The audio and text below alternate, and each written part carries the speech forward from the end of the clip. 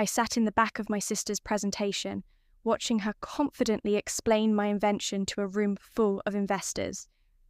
Not a single person knew she had stolen everything.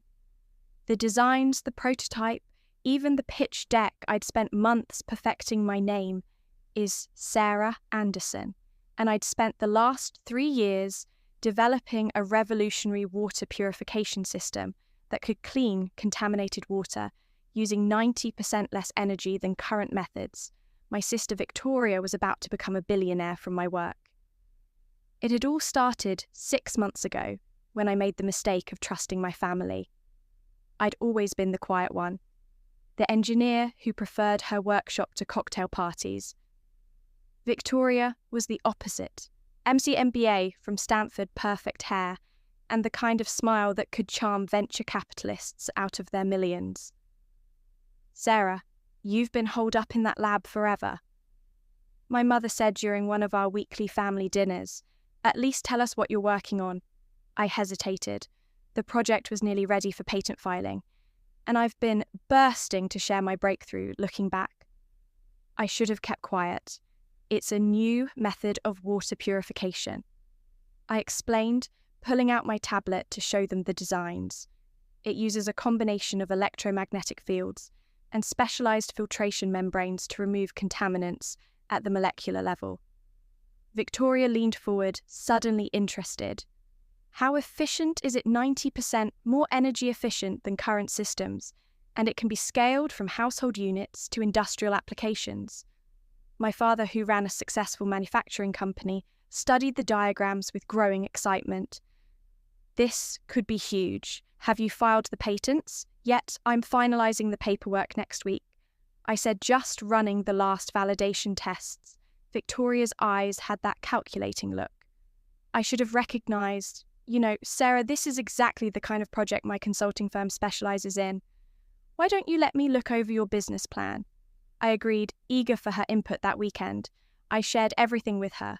The technical specifications, market research cost projections, even my handwritten notes from the early development stages. "This is brilliant," she said, scrolling through my files. "But you'll need help bringing it to market. Let me make some calls." A week later, she invited me to dinner at her penthouse apartment. The view of the city skyline was spectacular, but something felt off about her enthusiasm.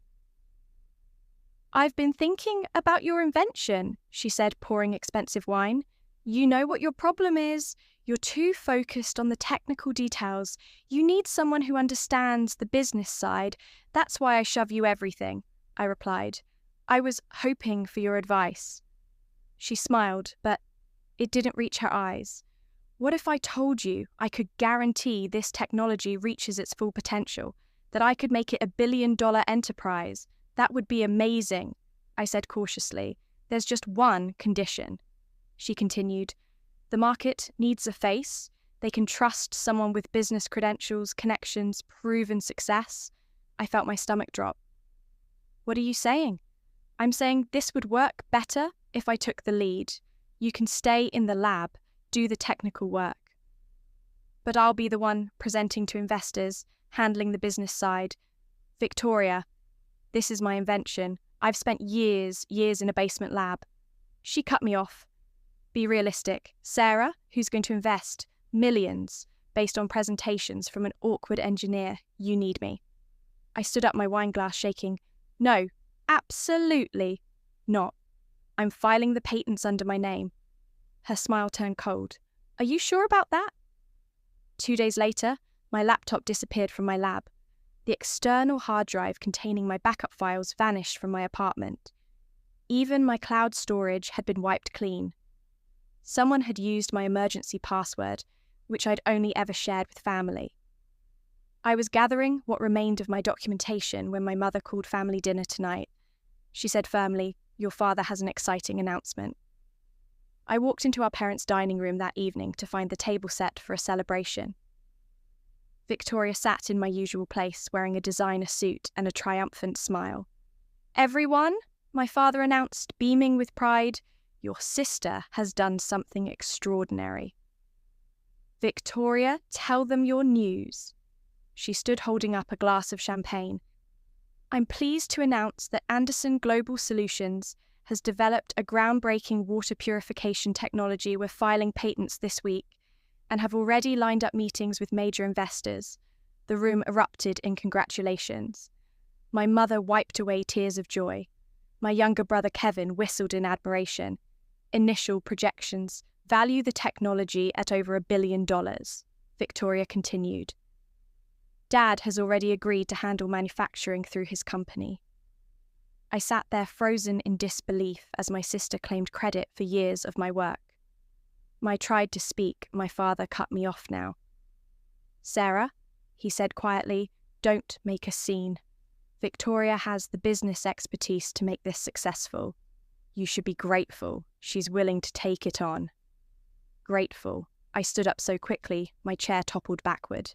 She stole my invention. Victoria's face hardened. I have no idea what you're talking about. Do you have any proof this was your work?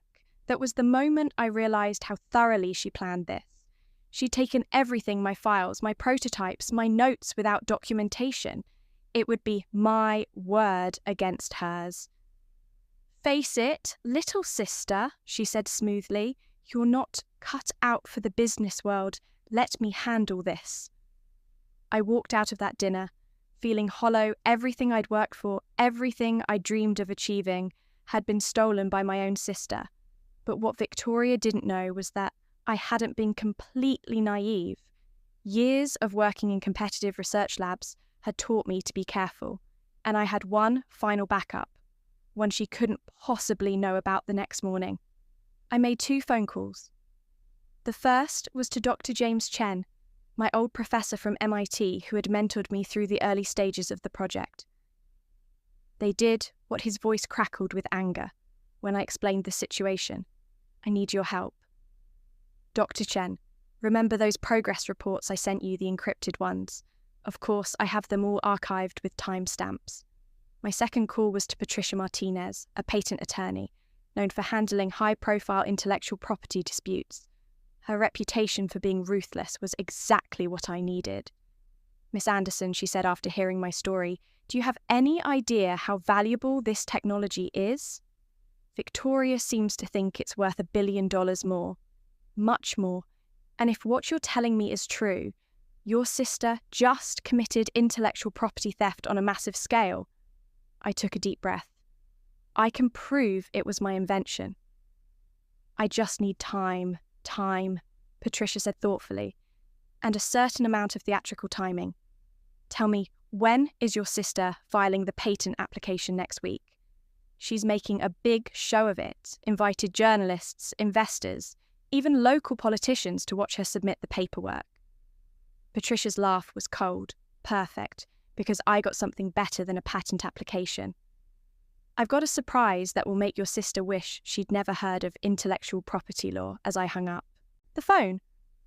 I looked at the small USB drive in my hand, the one Victoria didn't know about, the one I'd kept in a safety deposit box since the beginning. It contained everything: dated design files, video logs of my testing process, and most importantly, proof that I'd already filed a provisional patent application months ago. Victoria thought she had stolen my future. She was about to learn just how wrong she was. I sat down at my computer and began typing an email to every person on Victoria's invitation list for the patent filing ceremony they were about to witness. Something, all right, just not what my sister had planned. The real show was about to begin the day. To Victoria's patent filing ceremony arrived with all the fanfare. She planned the atrium of the patent office had been transformed into a makeshift press conference space, complete with a podium bearing the Anderson Global Solutions logo. I stood at the back of the room watching investors and journalists file in. Victoria worked the crowd like a professional. Shaking hands and flashing her practice smile, our parents sat in the front row, beaming with pride. Ready, Patricia Martinez appeared beside me, carrying a sleek briefcase. I nodded, ripping my own laptop bag. Tightly inside was the USB drive containing 3 years of my life's work. Remember, Patricia said quietly, timing is everything. Let her start her presentation before we make our move. Victoria stepped up to the podium, looking flawless in an expensive suit. "Thank you all for coming today," she began. "We're here to witness a historic moment in environmental technology." I tuned up her speech, having heard every line during our family dinner. Instead, I watched the faces in the crowd. Investors leaned forward, already calculating their potential returns. Journalists scribbled notes about the brilliant businesswoman revolutionizing water purification. The applications of this technology are limitless. Victoria continued, from developing nations to industrial use. Our system will transform how the world handles water contamination. Our father nodded approvingly. Our mother dabbed at her eyes with a monogrammed handkerchief, and now Victoria gestured to her assistant, who approached with a tablet. "I'll demonstrate the patent filing process." "Excuse me," Patricia's voice cut through the room, like a knife. "Before you proceed, I have something relevant to share." Victoria's smile flickered. "I'm sorry, this is a private event." Patricia Martinez, intellectual property attorney. She introduced herself, striding to the front, "and I'm here representing the true inventor of this technology."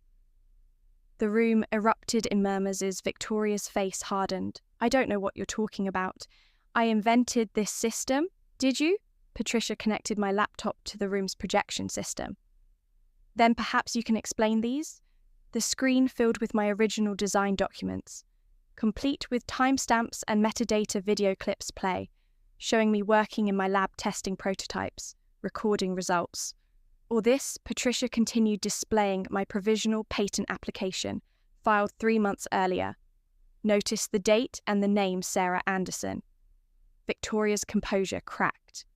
"These are clearly falsified. I can verify their authenticity." A new voice called out. Dr. Chen stood up from his seat in the middle row, as Ms. Anderson's former professor and mentor. "I receive regular encrypted progress reports throughout the development process. I maintain copies of all correspondence, which I already provided to the patent office." The journalists who come to cover a simple patent filing were now furiously taking notes about a much bigger story. Investors began quietly edging toward the exits. "Sarah," our father started to stand. "What are you doing?" "Reclaiming what's mine," I said finally. Walking to the front. "Victoria didn't invent anything. She stole my work after I trusted her with it." "That's ridiculous," Victoria snapped, but her voice shook. "Where's your proof?" I pulled out the USB drive right here. Every file, every test result, every piece of documentation you thought you'd erased, plus something else you didn't know about. I nodded to Patricia, who displayed one final document. "This is Ms. Anderson's full patent application, submitted electronically last night. The patent office has already begun processing it." Victoria lunged for the podium. "You can't do this. I have. Investors, contracts, fraudulent contracts." Patricia cut in smoothly. "Based on stolen intellectual property, would your investors like to hear about the potential legal ramifications?" The remaining investors quickly joined those already leaving. Victoria's assistant quietly gathered her things and slipped away. "Mum, Dad." Victoria turned to our parents. "You know, this technology is better in my hands. Sarah doesn't have the business acumen. What I have," I interrupted, "is a partnership agreement with Aquatech International. They're very interested in my invention and my continued role as lead engineer in its development." That was the final blow. Victoria knew Aquatech. They were the industry leaders she'd been trying to court for weeks. "You're bluffing," she whispered. The doors opened and James Wong, Aquatech's CEO, walked in. "Actually, she's not. We've been watching Miss Anderson's work for months when she approached us last week, with proof of her invention and evidence of its theft. We were very interested indeed." Victoria's face went pale. Our father slumped in his chair. Our mother was crying again, but not from pride. "This time, the contracts will be signed this afternoon." James continued. "Sarah will head our new research division, overseeing the implementation of her technology globally." I turned to my sister. "You thought I was just a quiet engineer who couldn't handle the business world?" You never bothered to ask what I was actually planning. Sarah, our father stood up. Surely we can work something out. Keep this in the family that supported Victoria. Stealing my work? I shook my head. No, this is business now. And Victoria should understand that better than anyone, Patricia stepped forward. Mr. and Mrs. Anderson, your daughter Victoria, is facing serious legal consequences for intellectual property theft. I suggest you all leave now before the press asks too many uncomfortable questions. They left quickly. Victoria's perfect composure finally shattered the journalists. However, they had a much better story than they'd expected. 1 year later, I stood on a stage in Kenya, watching as the first large-scale implementation of my water purification system came online. Villages that had struggled with contaminated water for generations now had access to clean, safe drinking water. Victoria had avoided criminal charges by signing a comprehensive admission of theft and agreeing never to work in environmental technology. Last, I heard she'd moved to another state away from the scandal. Our parents tried to apologise, claiming they'd had no idea how far Victoria would go. I maintain a polite but distant relationship with them, focused mainly on holiday cards and occasional phone calls. The real celebration happened in my lab at Aquatex Research Centre. Dr. Chen was there along with my team of engineers. We toasted with champagne from paper cups surrounded by prototypes and testing equipment. Your sister never understood, Dr. Chen said quietly, that true innovation isn't about who can pitch the best story. It's about who's willing to do the work. He was right. Victoria had seen only the potential profits, not the years of research, the failed attempts, the endless refinements that went into creating something revolutionary. Last week, I received an envelope from the patent office, my second patent for an improved version of the system, as I hung it on my office wall. Next to the first one, I thought about how differently things might have gone if I hadn't kept that backup, if I hadn't been prepared for betrayal. But then I realised something. Victoria's theft, painful as it was, had forced me to fight for my invention in a way I might not have otherwise. Instead of letting my sister handle the business side, I'd learned to navigate that world myself. Instead of staying quietly in my lab, I found my voice. The quiet engineer had learned to roar my invention. Now provides clean water to millions of people. Worldwide, Victoria's name appears only in old news articles about the attempted theft, a cautionary tale about corporate espionage and family betrayal. Sometimes karma works perfectly on its own. Sometimes it just needs a little help from a prepared mind, a hidden USB drive, and the determination to stand up for what's right. As for me, I still prefer my lab to boardrooms. But I've learned to move comfortably in both worlds. My team knows me as both a brilliant engineer and a fierce protector of our innovations.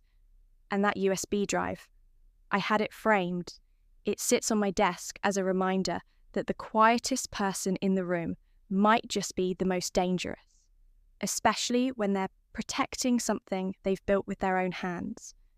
In mind, the next generation of my water purification system is already in development. This time, I didn't tell my family anything about it.